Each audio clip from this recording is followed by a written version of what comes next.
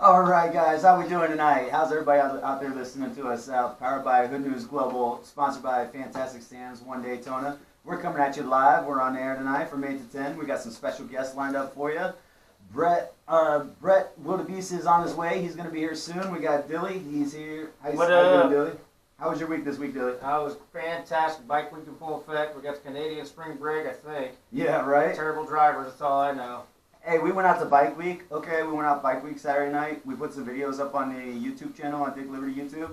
We had an awesome time, man. We saw this bike at a sidecar, and the guy is driving his pony around down Main Street in his sidecar. Like, it was completely awesome, okay? You had some Gatling gun bikes. You had a whole bunch of cool things out there. They were giving some props to vets out at Main Street Station. They had some live bands there. They gave tributes. They had all the vets come up, active duty service. Really, really cool. So we had a great time at Bike Week. Really, really good time. You ready to get started with the show, Dylan? Absolutely, 100%. Me too, man. I am so excited about this. You know why? It's our first launch. It's our first launch. That's right, man. We're kicking it off. Let's do it. And we have an epic show for you tonight. I mean, how's this for our first launch startup? We got special guest Christopher Blake, okay? He runs the Second Chance Foundation for Veterans, all right? He wants to make sure no vets are left behind. He has two of his people here with him. They have an interesting story to share with you that we're going to get into here real soon.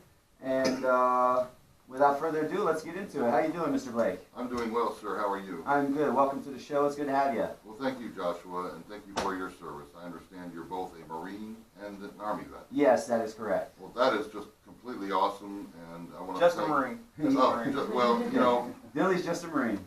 Billy's just, but you know, I was watching Trump speak as we came over here, over at Miramar Air Force Base, and it's just an incredible shout out for the Marines, because you guys do an incredible job.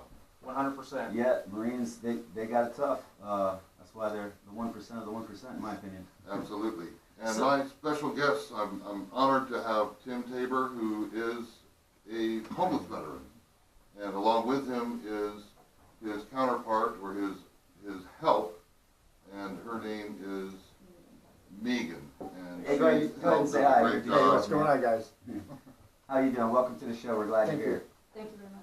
So, last week, if you guys tuned into our pre-launch, we had Mr. Blake call in, and he discussed some of the things he was doing with his foundation, the Second Chance for Vets, and he was telling us about how he likes to get out in the community, how he likes to get on the ground, he likes to go out and walk some of these homeless camps that are in various parts around the county, Volusia County, Assembly County, and Orange County.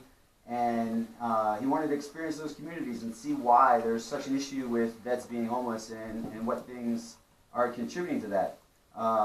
So without further ado, we're going to let him take the reins for a moment. He's going to introduce, once again, his associates, and they're going to tell and share some of their story with us so that you can get a feel for what's going out in your community right now.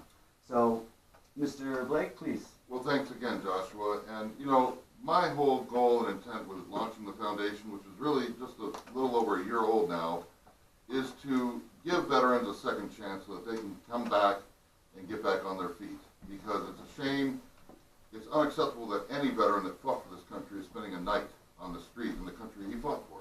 Yes. That's just heartbreaking, and I cannot stand the thought of a veteran who is willing to die for this country now comes back and has no place to live. I wholeheartedly agree with you, 100%. So number one is to provide them housing, get them a place to live, get them out of the weather. Number two is to provide them mental rehabilitation so that they can, once we get them back on their feet, they can actually sustain themselves. Right. And thirdly, the education, the background checks, the D214 background checks, you know, clean up the records so that they can get a job. Because when you're homeless, you get trespassed, and Megan will go into much more detail about what happens when you're homeless. You know, Yes. Homeless people aren't bad people. No, I understand. Everybody's a human being. Everybody has needs. Everybody doesn't always ask for the current situation that they're put in. We completely get that. So we look forward to hearing your story. Do you want to go ahead and start us off, sir? Yeah, go ahead, Tim. My name is Tim Justin Tabor. I'm 47. I joined the National Guard in September 8th, right before 9/11, and What made you decide to go into the National Guard or join the service at that time in your life? I always wanted to go in, but I never had the nerve to do it. But then I Okay. finally said, you know what? I was talking to a friend of mine that was Okay. in, and I decided, you know what, it's my time. And I wanted to do it because I wanted to serve the country, and I wanted to do the best I could. So I joined, and like I said, I got sworn in on September 8th, and when 9/11 happened, I asked if I could go in earlier, and so I went in a week before I was, ahead of time or so. And I went in And you said the Coast Guard, correct? no, National Guard. National Guard, okay. Army National Guard in Rhode Island. And I went to Fort Jackson for a while, and then while I was there, I got hurt. Unfortunately, I got hurt, and I stayed in basic for How did you get hurt? I was standing in the line, and the drill sergeant kicked open the door, and I was the first in line. And the door, he didn't know it was an accident, but the door caught me in the shoulder. So because of that, I couldn't finish my PT test and stuff. I mean, I could do it, but I couldn't do all of it.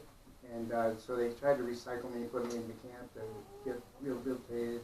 And then they were going to send me to another place, Fort Hood, I believe it was. But when the buses were coming in, they lost my medical records.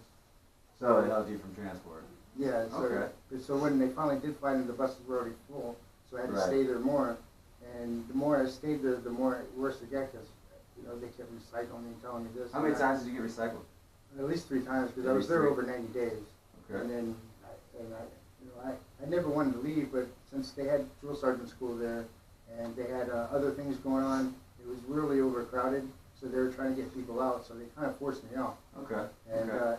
at the time, there was issues with my family, so I thought it was a good idea. I didn't Right. think that, and it was honorable. And like I said, I didn't want to leave. But, I understand. Mm-hmm. Yeah, sometimes those things happen. So when I left, I never questioned anything. But once I met Christopher, we were talking. Do you mind telling me how you met Chris? Him and I were hanging out down on Main Street over a year and a half ago, and we just kind of ran into each other, and we started talking because we knew some of the same people, and we just kept in touch throughout on Facebook and stuff. And then he was doing stuff with Second Chance, and we started talking, and he came and got me and took me to go try to help me get my papers. Your veteran benefits. My benefits. Oh, you had never even considered or known that you No, would be I didn't know I eligible for could. veterans benefits? Right. Right, So so- I went and didn't talk to the gentleman, and he said, yes, I do qualify. So he sent the papers in, and so. How's your experience been with the VA so far since you've gone over there, or with Chris's help in that respect? It's been cool. They treat people all right, decently. Okay. And now I have I work at the airport bar and general in Deland, and it's an Okay. awesome place. And I was helping them out one night after the hurricane, and I got hurt. On my way home, I fractured my tibia and shattered my knee pretty much. Mm-hmm. And it happened September 10th, I think it was. Right. And I just now got back to work, and they didn't even know I'm homeless because of my knee. Nobody wanted to help. I've been in human services. Okay. It's been rough, Yeah, it does. It sounds rough, man. I couldn't imagine what it's like to. There was times when I was just sitting there and I didn't have nobody. And then So how did you meet Megan? It's Megan, correct? I met Megan. I met Megan. She was staying at a friend's I went to go see my son for Christmas, Uh-huh. and she was my next door neighbor's friend. Okay. And she was visiting her, and we kind of met there. And then she was telling me her story, how she, got hurt and everything. And come to find out, her and I ended up almost together, pretty much. And because of my knee, I can't walk around that much. It hurts, and I'm still healing. And because of her, she's had my back. She's done things for me. If I Okay. needed help, she would carry the backpack. Right. I couldn't walk 10 feet. So without- basically, you guys kind of come together, and from my understanding and talking to some other homeless in my area, because I actually live on Beachside and I live not too far from Main Street, we see that quite a bit. It seems like you guys come together as your own somewhat community, even though. Well, there's a lot of. We live in D-land right now, so Okay. We kind of stay together. There's like 10 But of is us. that the general thing? Like in DeLand, you guys do the same thing? You kind of stay together and you Yes. create a team? There's like 10 of us that stick together, and we have each other's back, you know. And Right. it's so awesome, but it's terrible because there's 20-year-old kids out there that don't even belong on the street, and you know, but they get by, and Yeah. everyone sticks together. Like when my scooter got stolen, everyone looked out for it and we found it, Right. and they all tried to help me get it fixed. You know, it's you know, and we Well, don't. that's we good that don't- you guys have some sense of community there. Yeah, and there's a lot of people, you know, there are some that want to stay out there, but the group that we're hanging out with, none of us want to be Are out there there. other vets in your group? There's a few, yes, How many would you say? Yes, like at least 3. at least 3. Yeah, and we also, and like Is there I any said, woman vets in your group? I'm just curious. no, not a woman, no, No? no. There's a, and we even have a professor that went to, he taught, and Okay. he's on the street, and he's a very intelligent gentleman, and So, okay. and so, like I said, we all stick together, and right now, you know, I just got my job back, finally, but, That's good. you That's know, good. it's still, it's So- hard. Megan, do you want to share some of your story? I am coming out of it was a domestic violence situation, and I basically came back out of fear for my life, and I didn't really know what to do. I had a friend that was letting me stay. That's how we met, and when I first got out, like my shoes got stolen. Right, I didn't know right. where to go. We didn't know where to eat. We didn't know anything, and he couldn't get around, so we were just stuck at this one park that we knew that there were some people who were there. Okay. And saw one of the guys sleep with one of the young ones, and he's one of the vets. And I didn't know it. I hadn't seen him before, and I approached him thinking that I could help him or something. You know, like you can't sleep there. You're gonna get in Right, right. trouble.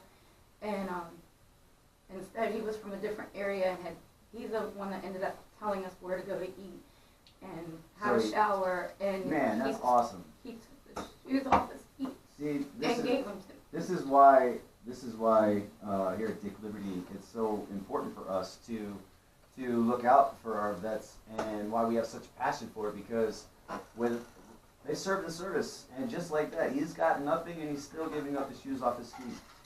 I've seen that's a common thing amongst the veterans. Is it a greatness? Yes, it is a greatness, but is it a weakness? It's also a weakness. Because you got to be careful, because there are people out there who will just take advantage of that ridiculously. So you do have to stick together, and I'm glad that you guys come across another veteran and he showed you such an act of compassion. And the other person that is a veteran that we know for a fact is a veteran, he gave me the jacket off his back when it was cold, you know? Wow. And that's what gets me, and, you know, Christopher was focused on veterans, and I just wanted Okay. to help because I just My- wanted to help, that was it. And we started talking about the community, and, you know, it's hard. People see us dirty, but they don't understand that we can only take a shower once a week. Like, Right, there's only right. one place to go, and we eat, and when you get in this situation, and that's what I wanted them to be aware of, was the community, because we've got these kids that are with us out here, and Uh-huh. when he goes to work, they don't leave me alone. I'm a woman, they don't leave me alone. If I'm hungry or we're hungry, they'll tear up a sandwich in half and share it with you, you know? Yes, I understand. We I've never- seen that myself firsthand in third world countries and being all over the world in different deplorable situations. So I totally understand that, and I know what that's like. I actually have a little bit of experience with that myself in my childhood, in some aspects that I'm not going to talk to you about. But hang on, I think we have a caller here. Yes, welcome to Dick Liberty. Go ahead. How are you tonight? Hello? Hello? Hi. Do we have our caller? Well, maybe not. We'll come back to you, I promise. Apologies for the technical difficulties. It happens from time to time. So, Mr. Christopher and Megan and Tim, would you guys mind telling me what you've done so far and how you've come together and what you've accomplished so far, and has it impacted the community that you live in currently, and how has it impacted you, and what benefits have you seen from such things? I've seen when me and Christopher got together, we went to Orlando one day and we started going door to door and talking to people and then trying to pass out flyers and then try to get money raised, and now in DeLand, we actually did a car wash for Bike for Vets car wash. Yeah, I remember Chris told me about that. I wasn't able to make it out. I had other things, but we definitely would have been there. All our group of friends, the homeless people that are out there, they went out, they put the T-shirts on, and they held the signs, they helped wash the bikes. 'Cause they don't want to be out there either. Right. And then since then, we've been talking to a reverend and stuff. Can I pause you for 1 Sure. second? Sorry to interrupt. I think we got our technical difficulty fixed, and we have a caller on the line now. Hi, welcome to the show. Welcome to Dick Liberty. What's your name? Hello? Hello? Is not there? I guess we don't have the technical difficulty fixed. I apologize We for got a that. technician in the house? That happens from No, time to no, time. no. That happens from I time hear to time. something in the background. Yeah. But, okay, great. Chris, do you want to tell us about the bike wash? Do you want to tell us about some of the things that you've done as well? Sure, absolutely, and thank you for having us. You know, this is a new foundation. I've had it in place now for a little bit over a year. You know, like I say, our goal and intent is to get housing for veterans so that they can get off the street, have a place to shower, have a place to eat, a place to live where they feel safe and secure. Right. And providing those, there's a lot of organizations that provide services, and I'm not trying to duplicate what they're doing, but we'll collaborate with them to, for example, the Second Harvest Food Bank in Orlando will get food from the Okay, Second Harvest Food okay. Bank. But you know, it takes money to run an organization, it takes money to even get a place for these guys to live, so Right. right now, we're just raising our initial money so that we can get them a house Okay. and get them off the street, you know, and eventually we'll raise enough money so where we can start building a community. Yes, 1 second. Go ahead. Okay. Sorry, didn't mean to interrupt. We fixed the technical difficulty. Hi, thank you for joining us on the show. Welcome to Dick Liberty. I'm Dick. This is Billy. How are you doing? It's going. What's your name, ma'am? It's Corey. Corrine. Nice to meet you, Corine. And Hi. Nice welcome, to meet you guys. welcome to the air. Do you have a question or do you have a comment you want to make on what we're talking about here? Yeah, actually, I had a question because I was viewing on Facebook, Uh-huh. and I just had a question for Christopher Blake because he's on the news Really? What is it? for Okay. veterans fraud. Okay. Mr. Blake, we have a No. question for you. Do you mind addressing that? Well, absolutely. You know, the charges were brought against me for orchestrating a scheme to defraud veterans. Okay. And, you know, those charges are false and unfounded, and I'm doing everything I can to help veterans. Right. I'm not taking any of the money that we raise. We haven't raised much, but I'm not taking any of that money out of that to live on. I have my own source of income. Okay. I have my own source of revenue from Right. a previous background. Right. And so, you know, those charges are false and undocumented, but it has hurt tremendously the opportunity for this organization to help veterans. Well, I could imagine that would hurt your organization. Like, I'm kind of curious because. The only, can I Go say ahead. something? Yes, absolutely. I'm sorry. No, the only thing is that, you know, like, I get that you're, like, going through all of that.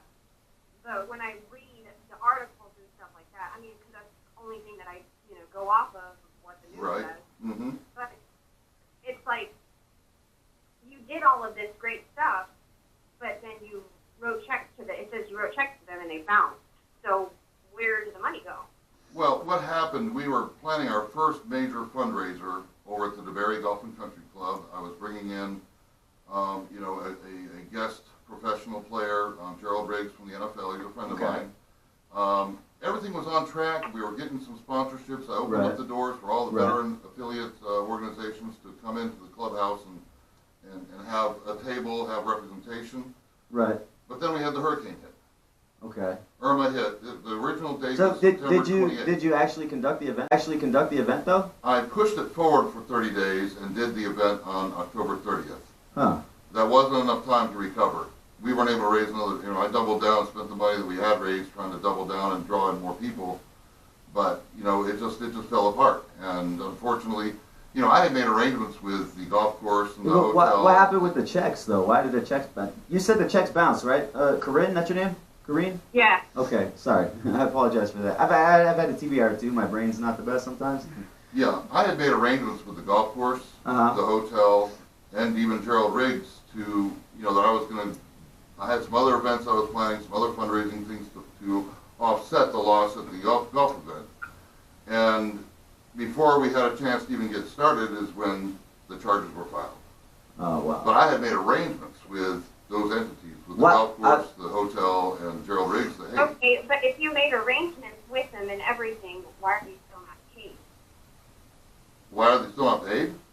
I haven't, Yeah, I haven't outsourced, you know, when you do a fundraiser, the whole purpose of the fundraiser is to raise money for the foundation. I get And that. to pay the cost of the, of whatever it's gonna cost to run the event. Right. But if you have a hurricane that blows up the event in the middle of your planning and you're trying to get ready for it, well, it just blows it off course. There was never any intent for us not to pay the golf course. There was never any intent not to pay Gerald Riggs. There was never any intent not to pay the Holiday Inn Express, where the So how much money did you Okay, raise but before can this? I say- Can I? Yeah, well, go ahead, no, ma'am. I'm sorry. Go ahead. Yes. The money that you did raise in order to do this, where did that go? That went towards promoting, that went towards trying to double down and bring up and trying to rebuild and get the event, even to be successful. You know, when we had to bounce it 30 days, and the money was spent on trying to get the event back on track after it had been taken off track. But, you know, at this point, I think that you'll have to, if you have any other questions, I'll refer you to my legal, because I've gone as far as I can go in the explanation of what happened. It's a pretty reasonable explanation. These hurricanes, you know, the worst hurricane in the last 100 years doesn't come around that often, so, you know, there was no intent, and we were trying to get everything back on track, so that's the best I can say. You know, I'm here to help the veterans. That's all it's about. I'm here to help the veterans. I'm not here to squander Well, money. what do you got to say, Dilly? That's what's probably near and dear, actually it's most near and dear to our fans. Our fan base is what we're reaching out to, is our veterans. Mm-hmm. And obviously, we will help anybody. And my heart is for veterans first, Right. and everybody else will follow. The reason why I say that, because if you take care of a veteran, just like Megan said earlier, what did that veteran do? Took the shirt off his back. In freezing cold, well, we're in Florida, I'm not going to say freezing cold, but It it's has cold been outside. lately. Cold, wet, It's cold. And that Is willing to give the shoes, and we're willing His to jacket. suffer for whatever. So Exactly. when people go to donate money for any kind of veterans foundation, it's near and dear to their heart. I mean, near and dear to their heart. So, Absolutely. and that's why when, you know, thank you, caller, for calling in. Yes, thank you very much. And it's very important to understand that if you want to be part of a veteran organization, a nonprofit, and try to organize and as much as a car wash, motorcycle wash, whatever it is you want to do, that those funds are accounted for, and to make sure that they're showed for, Right. and that's what, as a veteran, Absolutely. you know, the civilians they're the ones that donate the most money. If you Right. think about it, they're Mhm. veterans. We're less than 1% of the of the nation, so And they you gotta- do. They do. and they donate as well. But you got to understand, you got the other 99% of America that's willing to donate towards Absolutely. a cause. Not only because it's one for America, because we're giving the freedoms and Absolutely. sacrificing our families. I've gone through 2 marriages as a veteran. Wow. Dilly's gone through more than that. I know soldiers been through more than that. Not because they chose to, but because it was a casualty of collateral damage from war Right, and exactly. being across that pond. Okay. Mhm. So like he said, it's critically dear to us, and because we make up the 1%, that 1% is the family of the other 38 to 40% of the Right. goddamn country. Absolutely. Yes. So yes, they will give because they Absolutely. believe in the cause. But this right here, like, I got to take this in, man. I can't lie to you. I'm a little caught off guard. I should have done a little more research, and it kind of makes me question, like, what is the intention here? I'm not saying that you're a malintent person, but I want to kind of know what's the intention here, because we're just starting out. You're on our first live show, and I did Wow. not expect this bomb to happen I had live no on idea. air, man. I- Like, so Yeah. we're in that starting position. Are you going to be our hurricane? Like, that would be really effed up, man. And I'm not. That's no, not cool. absolutely not. Like, Absolutely so what do you have to say? Like, what do you have to say to our fans and our listeners who believe in what we're doing and the vets? Like, how are we supposed to answer them about this? What is Tim going to go back, or what is Megan going to go back and say to their wherever they're staying, their tent city, their park bench, their house that they probably had, like they said, they have 3 other veterans, and what can they take from this situation and say, and what confidence can they have in you, Christopher, in saying, hey, we're going to do this, we're going to take care of you. Right. And I completely respect that. I'm gonna pass that question back to Tim and to Megan, because I've been working with them almost 100% of my time for the last, since I found out about his situation. Yeah, I've been working with him. let's hear from your side, guys, Tim and Megan, because I know his current situation, and like I said, can you explain his current situation as you see it to me? Because I'm an outside I know perspective. his You're a current different situation. perspective than I am. So I think I the know- more perspectives we have, the better I it will know be. people, stuff happens, and it was an accident that what happened, and I don't know the whole situation, but I know this, that Chris has a big heart, and he's done everything in his power to help us, and I haven't seen him do anything fraudulent, anything like that. He's a good dude, and for someone to take care of me and bring me to a hospital appointment that no one else would do, and he lives 100 miles away from me, and he came and got me, and he's never let me down. So I know people make mistakes, and it was an accident. Stuff happens. Where do you live, by the way, Chris? I'm actually staying in Lakeland. In Lakeland? Mhm. And he came all the way to DeLand just to take me to Port Orange for a hospital visit, Right. and brought me home. And anytime he said he's done something for me, he's been there. And he's pretty much one of the only people that's been there for me besides Megan and my friends on the street. So I know if people can just give this organization a second chance. Mhm. I think I was just going to say a second chance. It seems Absolutely. kind of ironic given the current situation. Christopher has done everything in his power to try to make things right. And down the road, it will be fixed. But it was an accident, and I appreciate if people would just give us a chance. Because I know I need this, and I know Megan, and there's other vets out there that need it. And if we can get this started somehow, because he's just getting it started too. And it happened. And You have to understand where we're coming from. Oh, sure. We are diehard veterans. Yes, sir. We served, I did 18 years. I'm retired, just like Josh. I'm not gonna tell his story, but Yes, sir. me and him are best friends. We live next door to each other, literally Mhm. 100 feet from each other. That's how close we live. So we know each other in and out. And so when he decided, I'm gonna say Josh, when he decided that he wanted to do a talk show in my garage called the Gas Garage, and he said, hey, we talk about this stuff. Let's be about it. And I'm like, all right, whatever. I thought at first it was all a joke. I thought he was just talking some smack, and all of a sudden, hey man, we got a show next week. I'm like, what are you talking about? And we end up here, and I meet this guy named Junior in his company. It's been awesome. So right now, we are so protective of our institution as veterans. yes, sir. And so any kind of backlash that comes towards this situation, I'm gonna tell you right now, Josh and I are not gonna, we are not gonna be part of it.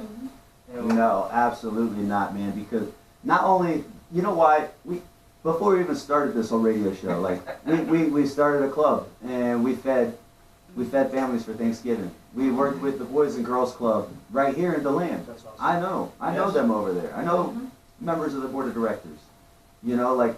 We have resources to help people too, and that's what we're all about. But when we hear things like this, my guard goes up, man. It's just like I'm standing on a wire over in Afghanistan or Iraq. I'm going to protect my base. I'm going to protect my fellow brothers in arms. I'm going to protect Yes, my sir. family. Absolutely. Because if I don't, I can't do anything good for them. Yes, Right. sir. I can't. Absolutely. So, I got a comment here on the messenger here on the live stream, and someone brought up Chitwood, and they said they saw something about Chitwood. He made a comment about you didn't have any dealings with him, and he came up to him at an event and asked for a selfie, and then it was posted on your websites, They asked me your to say, foundation. they asked me to say Chitwood said he got calls from 5 people who Christopher Blake had dealings with. Yeah, Telling him he was no good, hard to believe. there we go. Thank you so much for that. Back up. Yeah, no, and you're absolutely correct.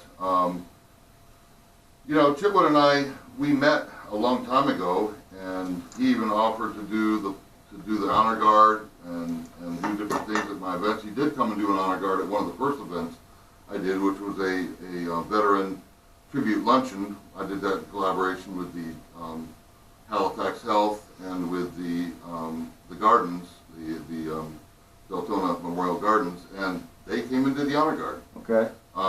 I thought I had a good relationship with Chitwood, and I even had his cell phone number. And I called him on Christmas Day because when this stuff started happening, people were blowing up my social media. Yeah. And they were putting out false information. They posted, in fact, somebody's got control over my original business page for Second Chance and has put up their scammer, scammer, scammer. I know who it is, I'm not going to mention names, but they have destroyed any opportunity I had to help the veterans and to help these homeless people. That is where my heart is, brother. And, you know, my family goes way back. My grandfather was an admiral in the Navy. And Yeah, so I checked out your website. I read that part on there. Yeah, so it hurts, you know, when I'm out here giving up everything and trying so hard to help to get a platform in place to help veterans, and then, you know, unfortunately the storm threw things off course with the golf tournament. I should have probably pushed it out to the spring after everything settled down and then pursued it, but I made a mistake. I'll be honest with you, I'm not perfect. You know, I tried to do the golf tournament to help raise awareness.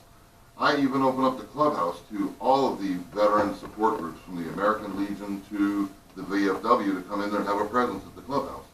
Okay. Unfortunately, you know, they weren't able to come. Hang on, we got another call. Hi, thank you for joining and calling in on Dick Liberty, All Things American. What's your name? My name's Lauren. Hi, Lauren. How are you? Hey, good. Good. So I like the show so far. Thank you so much. I've been listening tonight, and I was just wondering, I heard the other caller call in, and Right. I had those same questions as well, but I also wanted to throw out there about Chitwood, you know, getting There's more. calls or messages stating that this guy was a fraud as well. He got calls stating that on his voicemail. He said. Oh, what was the question? No, what was the statement? Hello? Huh? Can you turn your radio down Yeah, in the call in. background? I'm Yeah, she listening to the Yeah, okay. Yeah. I know when to turn the radio down in the background. She's trying to hit the radio and Yeah. us at the same time. All right. So, what were you saying that Chitwood made a statement about in regards to phone calls? They were calls. There was something about a selfie, and right after it was posted, he got five or so calls, I believe. Okay. So Wow. it just really disturbs me. My husband's a vet. We're locals down here, and this is just very sickening. Yeah. And I'm just having a hard time believing this. Wow. Well, I don't say that. Well, thank you so much for expressing your opinion. I greatly appreciate it. Yeah, it does. It definitely brings some questions to our minds as vets here, and we're just trying to bring a good show. We want to get to the bottom of it because, you know, these, like I said earlier, these kinds of things not only impact the person or the individuals or the organizations that were involved in them, they indirectly and sometimes dramatically impact other organizations that are like them, and kind of sidetrack them for 3 months because nobody wants to believe in the credibility and nobody wants to believe that it's not a scam because there's so much of it going on. But thank you for your call. Could I say something? Yes, absolutely. I, obviously wasn't a part of the organization when it happened. I just met Christopher in the last week or so, but I don't know all the details. I know that I've made a lot of mistakes. I've done a lot of wrong. I've certainly gotten lost along the way, and that's the whole point of Second Chance, is to get another start. And the only thing that I do know is that when you're out here, all we have is each other, and we have a really hard time staying positive or even finding hope. It seems hopeless, how can we get out of this situation So- and get a job if we're dirty? Can I ask you this question? Being in your situation, and I can see the emotion rise in you. I know that this is a heart-wrenched and this is a very traumatic thing, and it can even lead to post-traumatic stress later on when you do get situated and comfortable. I totally get that, but what platform do you see as being the one who is actually on the street and in that community would be the best to serve you? So that guys like Dick and Dilly here who have non-profit and we do the same kind of thing, so we can engineer our platform to be the most successful platform that it can be. Mm-hmm. So we don't have to worry about these kind of situations. Right. Like what do you see that would be good for that? for people to stop and care and not run away from us, talk to us, you know, if somebody's hungry, give them a sandwich, give us some place to take a shower. Tents, some of the churches, they give out tents, we just need, I've got to throw something out to you on this that gives you honest, I'm gonna say homeless people at this moment, is when they're standing out there on the street corner day in and day out, and you see the same one, you see the same pregnant chick, you know, I'm pregnant, or I have no home, but it's the same person day after day after day. And I pull out, I've had a stack of MREs in the back of my truck, and I'm like, hey, you guys hungry? And there's two of them. There's just two people. I'm like, I've got like 24 MREs. Hey, you guys, you want this? Bam! They didn't say thank you. Grab it. See you later. I'm like, what the I hell, understand man? like that. Yeah, I get that, and I understand that. So, with what you guys are bringing to the table here, it is awesome. You're giving the real story behind it, and that's why it's tough sometimes for people to actually try and give their best, especially when they see the corner guys. I call them the corner people. Yeah, Standing the in the middle. panhandlers, because they're just like every part of society, just like in the military, just like everywhere you go in life. You have 10% that are going to go out of their way. They're going to ruin it for you. They're going to scheme, schemize, and trying to like rip people off. But you know, like if you thought about it, if you used that energy to actually just do what you need to do, you wouldn't have to fucking worry about scamming everybody and scheming everybody. So I get it. My mom, she taught me the best. She taught me how to sell the food stand. She taught me how to trade cigarettes. She taught me all that shit, man. I know. Okay, I Wait till you know. have, Trust me. put a few That- drinks in them, and then we can talk about